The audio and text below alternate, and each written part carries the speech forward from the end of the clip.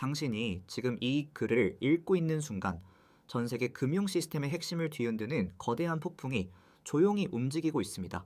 뉴스에서는 나오지 않고 증권사 리포트에도 실리지 않는 그 이야기. 바로 XMR과 XRP, 그리고 그 뒤에 숨겨진 충격적인 진실입니다. 혹시 리플이라는 회사를 알고 계신가요? 리플은 단순한 암호화폐 회사가 아닙니다. 얘들은 2012년부터 지금까지 마치 거미줄처럼 전 세계 금융 네트워크를 연결하는 작업을 해왔습니다. 그리고 그 거미줄의 중심에는 바로 XRP라는 디지털 자산이 존재합니다. 그런데 여기서 우리가 하나 짚고 넘어가야 할 사실이 있습니다. 여러분이 알고 있는 리플과 XRP는 사실 완전히 다른 개념이라는 것입니다. 많은 사람들이 리플 코인을 샀다고 말하지만 실제로 그들이 산 것은 리플사가 만든 기술이 아니라 XRP라는 독립적인 디지털 자산입니다. 이 미묘한 차이가 앞으로 펼쳐질 이야기의 핵심입니다. 자, 이제 본격적으로 시작해 보겠습니다. 여러분은 스위프트라는 시스템을 들어보셨나요? 전 세계 은행들이 국제 송금을 할 때 사용하는 바로 그 시스템입니다. 이 스위프트 시스템은 1970년대에 만들어진 이후로 거의 변하지 않았습니다. 은행 간 송금이 일어나면 최소 3일에서 길게는 일주일까지 시간이 걸리고 수수료도 상당히 비쌉니다. 게다가 중간에 거쳐가는 은행이 많을수록 돈은 더 오래 걸리고 수수료는 더 많이 붙습니다. 지금도 전 세계에서 하루에 수조 달러가 이 구식 시스템을 통해 움직이고 있습니다. 그런데 리플사는 이 문제를 정확히 꿰뚫어 보았습니다. 이들은 생각했습니다. 왜 은행들은 여전히 50년 전 기술을 쓰고 있을까? 왜 송금 한 번에 사흘이나 걸려야 할까? 그래서 만든 것이 바로 리플렛이라는 지불 네트워크입니다. 이 네트워크는 XRP라는 디지털 자산을 브릿지 통화로 사용합니다. 쉽게 말해서 한국 돈을 미국 돈으로 직접 바꾸는 것이 아니라 한국 돈을 XRP로 바꾸고 그 XRP를 다시 미국 돈으로 바꾸는 방식입니다. 언뜻 보면 복잡해 보이지만 이 과정은 불과 3초에서 5초 안에 끝납니다. 수수료는 거의 0에 가깝고요. 여기서 중요한 점은 이 기술이 이미 실전에서 사용되고 있다는 사실입니다. 그래서 미국의 머니그램이라는 거대 송금 회사는 이미 리플의 기술을 일부 사용하고 있습니다. 산탄데르 은행, 스탠다드 차타드 은행 같은 세계적인 금융기관들도 테스트를 마쳤습니다.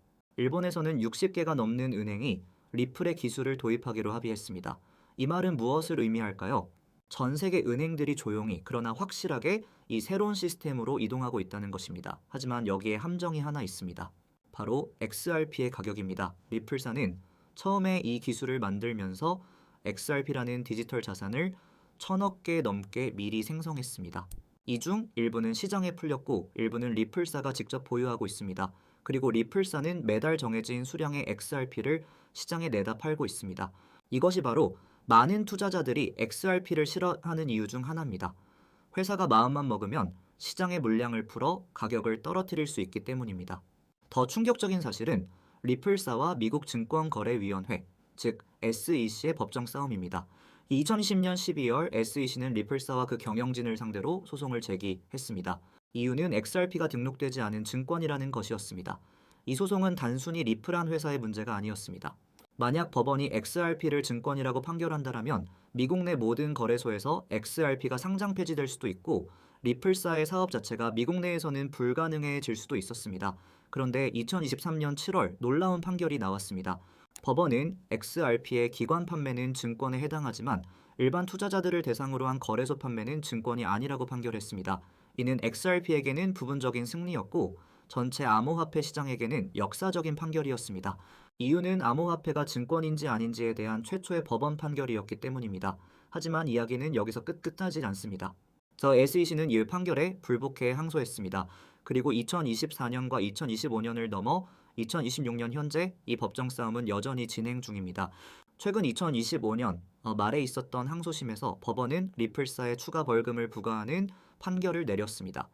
XRP 자체가 증권이라는 SEC의 주장은 기각되었지만 리플사가 기관 투자자들에게 XRP를 판매한 행위 자체는 증권법 위반이라는 판결을 유지한 것입니다. 이 판결의 의미는 무엇일까요? XRP는 여전히 미국에서 거래될 수 있습니다. 하지만 리플사는 기관 대상 판매에 대해 더욱 신중해져야 합니다. 그리고 이 불확실성은 XRP의 가격에 계속해서 영향을 미치고 있습니다. 자, 이제 더 깊이 들어가 봅시다. XRP의 기술적 우위는 과연 진짜일까요? 리플사가 주장하는 것처럼 XRP는 비트코인이나 이더리움보다 월등히 뛰어난 기술을 가지고 있을까요? 사실을 말하자면 XRP 레저는 트랜잭션 처리 속도에서 확실히 우위를 점하고 있습니다. 비트코인이 초당 7건의 거래를 처리하는 반면 XRP는 초당 1,500건 이상을 처리할 수 있습니다.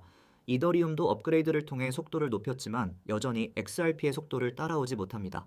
게다가 XRP의 거래 수수료는 거의 무료에 가깝습니다.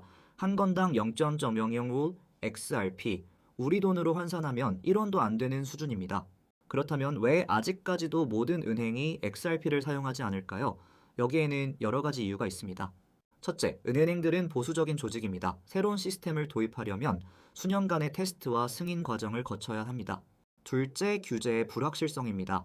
미국 SEC와의 소송이 해결되지 않은 상황에서 대형 은행들이 XRP를 도입하는 것은 큰 리스크입니다. 셋째, 기존 시스템인 스위프트도 가만히 있지 않습니다. 스위프트 역시 자체적인 업그레이드를 진행 중이고 실시간 결제 시스템을 도입하려고 노력하고 있습니다. 하지만 여기서 주목해야 할 점이 하나 있습니다. 바로 중앙은행 디지털 화폐, 즉 CBDC의 등장입니다. 전 세계 많은 국가들이 자체적인 디지털 화폐를 개발하고 있습니다. 중국의 디지털 위안화가 대표적이고 유럽 중앙은행도 디지털 유로를 준비 중입니다. 그런데 이 CBDC들이 서로 다른 기술 표준을 가지고 있다면 국가 간 송금은 더욱 복잡해질 수 있습니다. 바로 이 지점에서 XRP가 브릿지 통화로서 역할을 할 가능성이 있습니다. 실제로 국제결제은행, 즉 BIS는 여러 국가의 CBDC를 연결하는 프로젝트를 진행 중입니다. 그리고 이 프로젝트에는 리플사도 참여하고 있습니다. 이 프로젝트의 이름은 프로젝트 마리나인데 여러 국가의 중앙은행 디지털 화폐를 하나의 네트워크로 연결하는 것을 목표로 합니다. 만약 이 프로젝트가 성공한다면 XRP는 전 세계 디지털 화폐의 허브 역할을 할 수도 있습니다. 그러나 이것은 아직 가정에 불과합니다. 실제로 XRP가 CBDC와 연결되기 위해서는 수많은 정치적, 경제적 장벽을 넘어야 합니다. 국가들은 자국의 통화 주권을 중요하게 생각하고 외부 시스템에 의존하는 것을 꺼려합니다. 게다가 중국과 미국의 패권 경쟁 속에서 미국의 기술인 리플이 중국의 디지털 위안화와 연결될 가능성은 높지 않아 보입니다. 이제 전 세계적 관점에서 이 이야기를 조금 더 확장해 보겠습니다. 2024년은 암호화폐 역사에서 특별한 해였습니다. 미국에서 비트코인 현물 상장지수 펀드, 즉 ETF가 승인되었습니다. 이는 월스트리트의 거대 자금이 비트코인으로 흘러들어갈 수 있는 공식적인 통로가 열렸다라는 것을 의미합니다. 그리고 이러한 움직임은 XRP에게도 긍정적인 영향을 미쳤습니다. 전체 암호화폐 시장이 성숙해지면서 기관 투자자들의 관심도 점차 XRP와 같은 유틸리티 코인으로 확대되고 있습니다. 특히 2025년 초 미국 증권거래위원회에 새로운 위원장이 임명되면서 암호화폐에 대한 규제 기조가 변화하기 시작했습니다. XRP의 법적 지위에 대한 불확실성이 점차 해소되면서 대형 투자은행과 헤지펀드들이 XRP에 관심을 보이기 시작했습니다. 골드만삭스와 JP모건 같은 월스트리트의 거물들이 리플의 기술을 자체 시스템에 테스트하기 시작했다는 소식이 전해졌습니다. 하지만 동시에 우리가 주목해야 할 또 다른 사실이 있습니다. XRP의 최대 공급량은 1,000억 개로 고정되어 있지만 실제 유통량은 점차 증가하고 있습니다. 리플사가 보유하고 있는 에스크로 물량이 매달 풀리면서 이 물량이 시장에 흡수되어야 가격이 안정적으로 상승할 수 있습니다. 만약 수요보다 공급이 많다면 가격 상승은 제한적일 수밖에 없습니다. 더 깊이 들어가 봅시다. 리플사의 실제 수익 구조를 살펴보면 흥미로운 점이 발견됩니다. 리플사는 XRP를 판매해서 수익을 얻기도 하지만 더 중요한 것은 XRP 레저를 기반으로 한 기업용 솔루션을 판매해서 수익을 얻는다라는 점입니다. 즉 이들은 은행들에게 온디맨드 리퀴디티라는 서비스를 제공합니다. 이 서비스는 XRP를 브릿지 통화로 사용하여 실시간 국제 송금을 가능하게 합니다. 은행들은 이 서비스를 사용할 때마다 리플세 수수료를 지불합니다. 이 수익 구조는 XRP의 가격이 오를수록 리플세도 유리하게 작용합니다. XRP의 가격이 오르면은 리플사가 보유한 XRP의 가치도 올라가고 동시에 송금 서비스의 브릿지 통화로서의 효용도 커지기 때문입니다. 하지만 반대로 XRP의 가격이 너무 급등하면 송금 수수료가 비싸져서 오히려 실용성이 떨어질 수도 있습니다. 이것은 XRP가 가진 독특한 딜레마입니다. 여기서 우리가 생각해 볼 문제는 이것입니다. 과연 XRP는 단순한 투기 대상일까요? 아니면 실제로 사용되는 유틸리티 토큰일까요?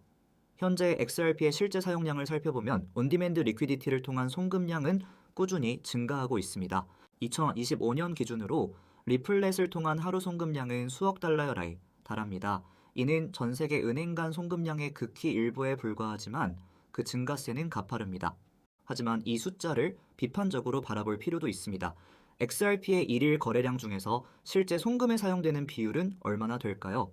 대부분의 거래량은 여전히 거래소에서 이루어지는 투기적 거래입니다. 실제 경제 활동에 사용되는 XRP의 비율은 전체 거래량의 1%에도 미치지 못한다라는 분석도 있습니다. 이제 전 세계 경제 시스템과의 연결점을 좀 더 살펴보겠습니다. 중동 지역, 특히 아랍에미리트와 사우디아라비아는 리플의 기술에 큰 관심을 보이고 있습니다. 이들 국가는 석유 수출 대금을 효율적으로 처리할 수 있는 시스템을 원합니다. 특히 두바이는 2024년부터 자국의 디지털 경제 전략의 일환으로 리플과의 협력을 강화하고 있습니다. 두바이 금융서비스청은 이미 리플의 규제 승인을 부여했고 이는 중동 지역 전체로 확산되고 있습니다. 아시아 태평양 지역도 주목할 만합니다. 싱가포르, 일본, 한국의 금융기관들이 리플의 기술을 채택하고 있습니다. 특히 일본은 60개 이상의 은행 컨소시엄이 리플의 기술을 기반으로 한 자체 송금 시스템을 구축했습니다. 이 시스템은 일본 내 송금뿐만 아니라 일본과 다른 국가 간의 송금에도 사용될 예정입니다. 유럽에서는 어떨까요? 유럽연합은 암호화폐에 대한 포괄적인 규제 프레임워크인 MICA를 도입했습니다. 이 규제는 암호화폐 기업들에게 일정한 법적 명확성을 제공합니다.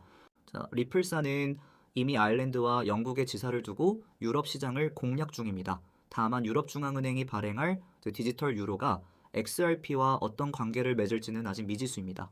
그렇다면 아프리카와 남미 같은 신흥시장은 어떨까요? 이 지역들은 기존 금융 인프라가 부족하기 때문에 오히려 새로운 기술을 도입하기에 더 유리한 환경을 가지고 있습니다. 실제로 아프리카의 여러 국가에서 리플의 기술을 이용한 모바일 송금 서비스가 등장하고 있습니다. 특히 이 지역의 높은 송금 수수료와 느린 처리 속도를 고려하면 XRP 기반 송금은 확실한 대안이 될 수 있습니다. 하지만 여기서 우리는 한 가지 중요한 사실을 직시해야 합니다. XRP가 아무리 훌륭한 기술이라 할지라도 이것이 실제로 성공하기 위해서는 정치적, 규제적, 그리고 사회적 수용이 필요합니다. 이제 기술만으로는 부족합니다. 사람들이 이 시스템을 신뢰하고 사용해야 합니다. 그리고 이것은 단순한 기술적인 문제가 아니라 인간의 심리와 사회 구조의 문제입니다. 리플사의 전략을 분석해보면 이들은 은행 시스템을 완전히 대체하려는 것이 아니라 기존 시스템과 공존하는 방식을 선택했습니다. 이들은 은행들의 적이 아니라 파트너가 되고자 합니다. 이것이 비트코인이나 다른 암호화폐들과 리플의 가장 큰 차이점입니다. 비트코인이 기존 금융 시스템에 대한 반란에서 시작되었다면 리플은 기존 시스템 내부에서 혁신을 추구합니다. 이러한 전략의 장점은 분명합니다. 규제와의 마찰을 줄일 수 있고 기존 금융기관들의 저항을 덜 받습니다. 하지만 단점도 있습니다. 기존 시스템에 너무 의존하게 되면 혁신의 속도가 느려질 수 있습니다. 그리고 기존 시스템의 문제점을 근본적으로 해결하지 못할 수도 있습니다. 이제 가장 중요한 질문으로 넘어가 보겠습니다. XRP의 가치는 과연 어디에서 나오는 것일까요? 어떤 사람들은 XRP가 전 세계 송금 시스템의 핵심이 될 것이기 때문에 그 가치가 폭발적으로 상승할 것이라고 주장합니다. 반면에 어떤 사람들은 XRP가 실제로는 거의 사용되지 않는 기술에 불과하다고 비판합니다.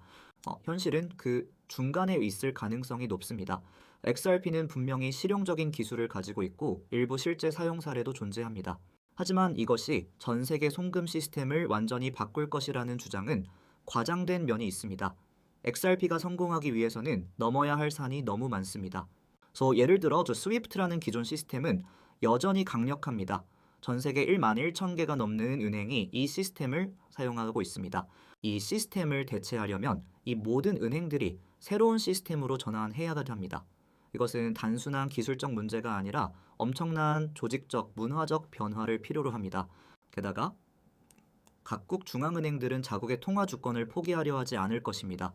XRP가 브릿지 통화로 사용된다는 것은 송금 과정에서 자국 통화가 아닌 다른 통화를 거쳐야 한다는 것을 의미합니다.